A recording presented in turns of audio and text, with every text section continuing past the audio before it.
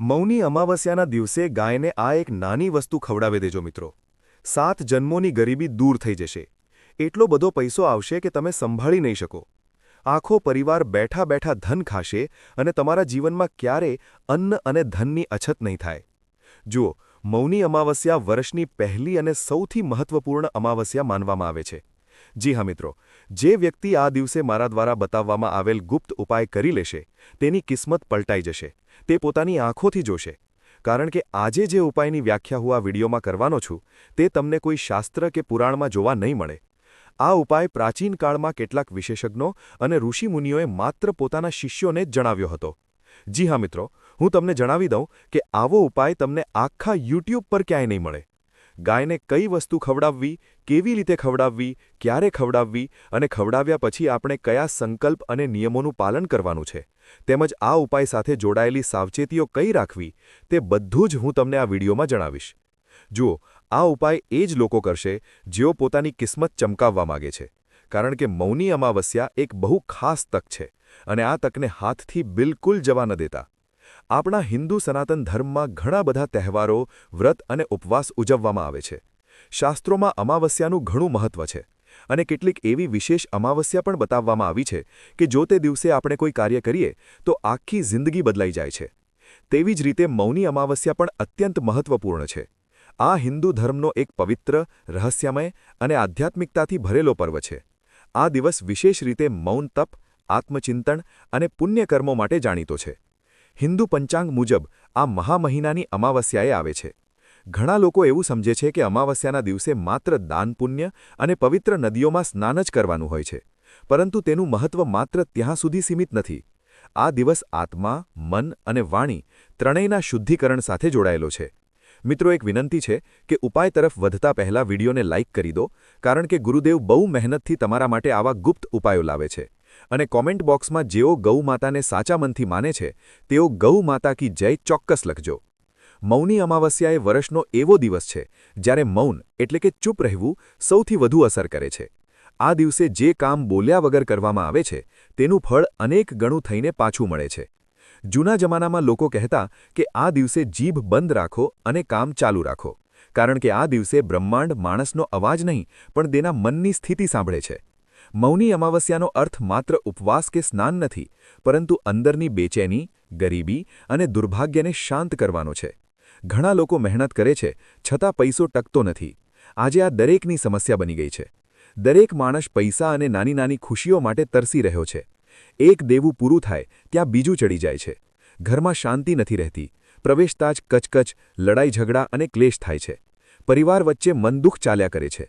મિત્રો, આનું કારણ એ માનવામાં આવે છે કે ગયા જન્મો કે પિતૃઓ સાથે જોડાયેલી કોઈ ઉણપ અધૂરી રહી ગઈ હોય છે અને એ જ ઉણપ વારંવાર જીવનમાં પરેશાની બનીને પાછી આવે છે.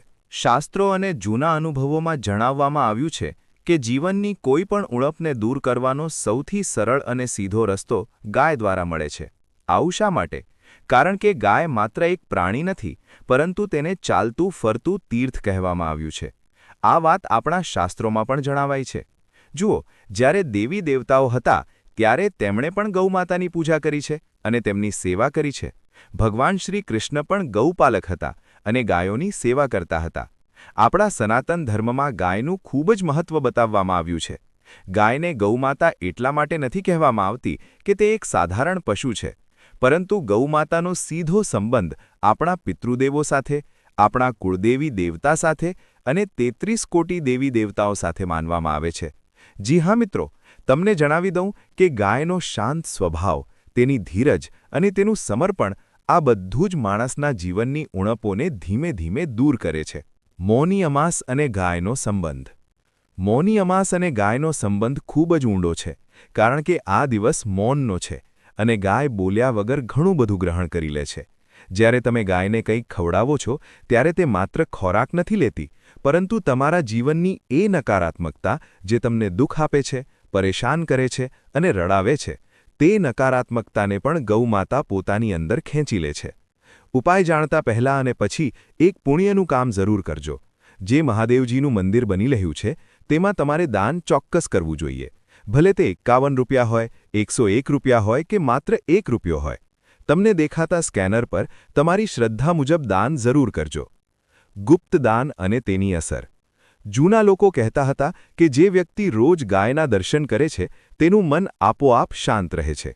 મૌની અમાસનું મહત્વ એટલા માટે પણ વધારે છે કારણ કે આ દિવસે કરવામાં આવેલું નાનું કામ પણ મોટી અસર બતાવે છે. પરંતુ ધ્યાન આપવા જેવી વાત એ છે કે દેખાડો કરવા માટે કરેલું કામ આ દિવસે વ્યર્થ જાય છે.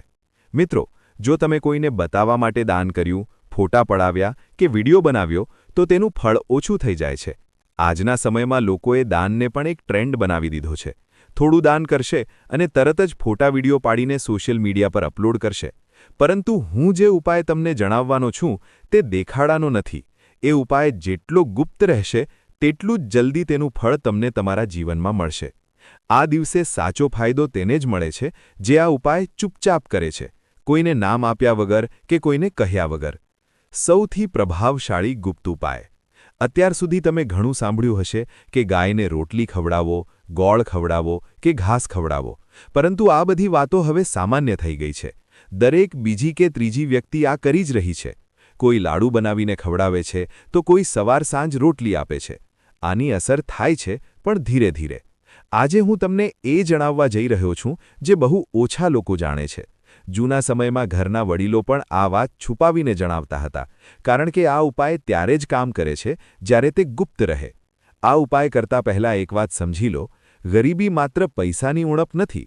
ગરીબી મનની એક અવસ્થા છે. જ્યારે મનની હાલત બદલાય છે ત્યારે પૈસા આપોઆપ પોતાનો રસ્તો શોધી લે છે. ગાય સાથે કરેલું કાર્ય સીધું મન પર અસર કરે છે. એટલા માટે તેનું ફળ જલ્દી મળે છે અને ગૌમાતા જલ્દી કિસ્મત બદલી નાખે છે. અત્યાર સુધી તમે જે સાંભળ્યું તે સમજવું જરૂરી હતું. હવે અહીંથી એ ગુપ્ત ઉપાય શરૂ થાય છે જેને ધ્યાનથી સાંભળજો અને જે રીતે હું બતાવું છું તેમ જ કરજો. મિત્રો, એકવાર મારી એક વાત પર તમે ધ્યાન આપજો, કારણ કે જો તમે નાની એવી ભૂલ કરશો તો તમારે મોટું નુકસાન ભોગવવું પડી શકે છે. જુઓ, મૌની અમાસની સવારે બ્રહ્મ મુહૂર્તમાં ઉઠવાનું છે. જો બ્રહ્મ મુહૂર્તમાં ન ઉઠી શકો તો વહેલા ઉઠવાની કોશિશ કરો. સૂર્ય ઉગે તે પહેલાં ઉઠવાનો પ્રયત્ન કરો અને ઉઠ્યા પછી સૌથી પહેલાં તમારે કોઈની સાથે વાત કરવાની નથી. ઉઠતાની સાથે મોબાઈલ નથી જોવાનો, બસ ચૂપચાપ પોતાના કામમાં લાગી જવાનું છે. હવે તમારે એક નાની વસ્તુ તૈયાર કરવાની છે. ધ્યાનથી સાંભળજો.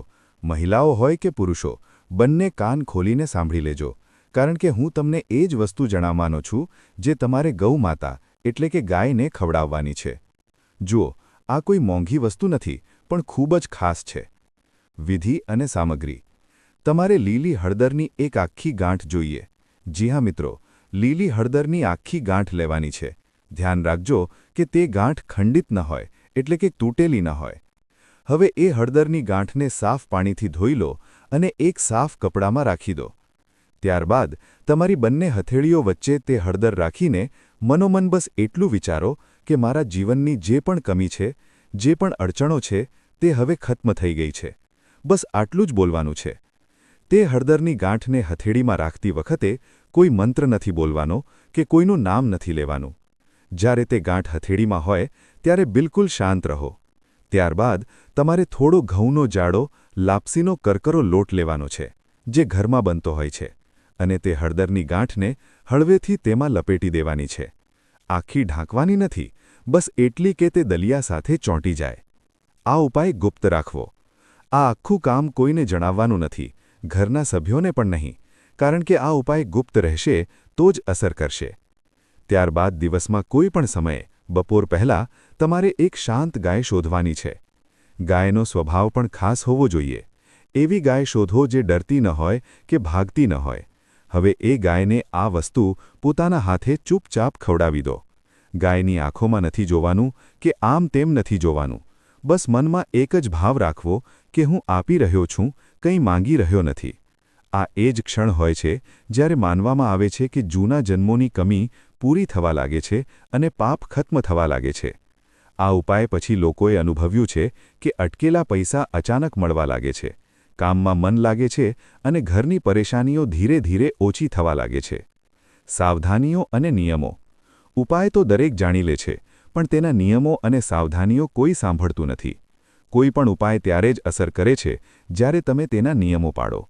શાંત રહો. આ દિવસે કોઈની સાથે ઝઘડો ન કરો. મૌની અમાસનું મહત્વ જ મૌન રહેવું છે.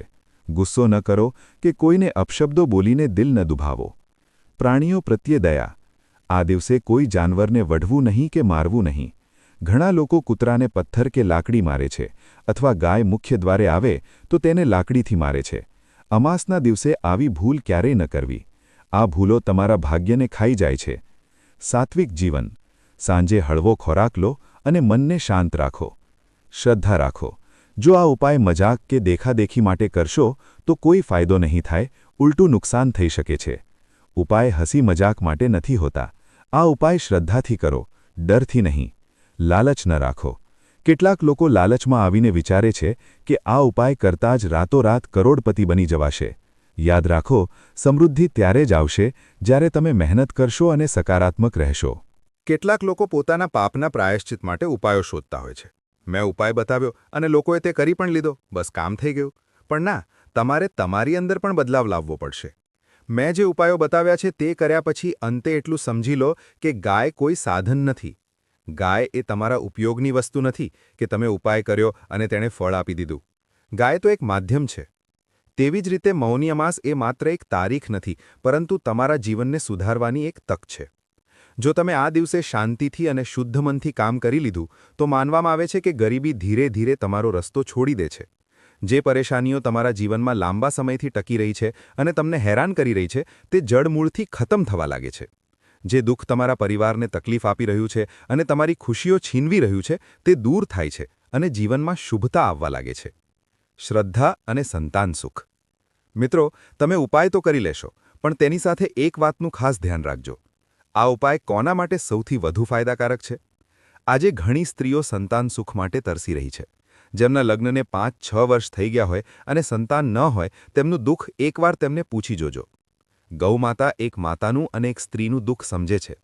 જો કોઈ સ્ત્રી સંતાન સુખ માટે સાચા મનથી, શુદ્ધ દિલથી અને કોઈપણ શંકા રાખ્યા વગર આ ઉપાય કરે તો તેને સંતાન સુખ ચોક્કસ મળે છે. દરેક માતા ઈચ્છતી હોય છે કે તેના ઘરે પારણું બંધાય. બીજા માટે કરેલી પ્રાર્થનાનું ફળ. આ ઉપાય ત્યારે જ વધુ અસર કરે છે જ્યારે તમે તે કોઈ અન્ય વ્યક્તિ માટે કરી રહ્યા હો. પોતાના માટે કરવું સારી વાત છે, તેનું ફળ મળે જ છે, પણ જો તમે બીજાના ભલા માટે કરો તો ફળ ઝડપથી મળે છે. જો કોઈ પત્ની પોતાના પતિની પ્રગતિ અને લાંબા આયુષ્ય માટે આ કાર્ય કરે તો ગૌમાતા તેની મનોકામના વહેલી પૂર્ણ કરે છે. જો કોઈ પતિ પોતાના સંતાન, પરિવાર કે જીવનસાથી માટે સાચી શ્રદ્ધાથી ઉપાય કરે તો તેના વંશની વૃદ્ધિ થાય છે અને પરિવાર ખુશ રહે છે. ભાગ્ય બદલવાનો માર્ગ. આ ઉપાય માત્ર પૈસા માટે નથી, પણ ભાગ્યની દિશા બદલવા માટે છે. ઘણીવાર એવું બને છે કે માણસ મહેનત કરે છે, સમજદારી વાપરે છે, તક પણ મળે છે, પણ અંતિમ સમયે કામ બગડી જાય છે. કાં તો બિઝનેસની ડીલ તૂટી જાય, કાં નોકરી પાકી ન થાય, અથવા આવતા પૈસા રોકાઈ જાય. જૂના લોકો આને નસીબમાં નથી તેમ કહેતા. મૌની અમાસના દિવસે ગાયને શાંતિથી ઘાસ કે ભોજન ખવડાવવાનો આ ઉપાય તમારા અસ્થિર ભાગ્યને સ્થિર કરે છે. આમાં તમે કંઈ માંગી નથી રહ્યા, પણ તમે આપી રહ્યા છો. તમે કોઈ દેખાડો નથી કરી રહ્યા, પણ આ ઉપાય ગુપ્ત રાખી રહ્યા છો. જ્યારે માણસ મૌન રહીને દાન કરે છે ત્યારે તેનો અહંકાર ખતમ થાય છે, અને જ્યારે અહંકાર જાય છે ત્યારે ભાગ્ય સાથ આપવાનું શરૂ કરે છે. આ ઉપાય પછી લોકો કહે છે કે મહેનત તો એટલી જ છે, પણ પરિણામો હવે સારા મળવા લાગ્યા છે. એનો અર્થ એ છે કે આ ઉપાય માત્ર ગરીબી હટાવવા માટે નથી, પણ તમારી મહેનતને સફળ બનાવવા માટે છે. જ્યારે માણસનું નસીબ ચમકે છે ત્યારે તેની 7 પેઢી તરી જાય છે. જો આ વિડિયો તમને ગમ્યો હોય તો વિડિયોને લાઇક, કોમેન્ટ કરી વિડિયોને શેર જરૂર કરી દેજો. અને અમારી ચેનલ ધર્મ વાસ્તુ સબસ્ક્રાઇબ નથી કરી તો કરી દેજો. અને વિડિયો અંત સુધી જોવા બદલ તમારો ખૂબ ખૂબ આભાર.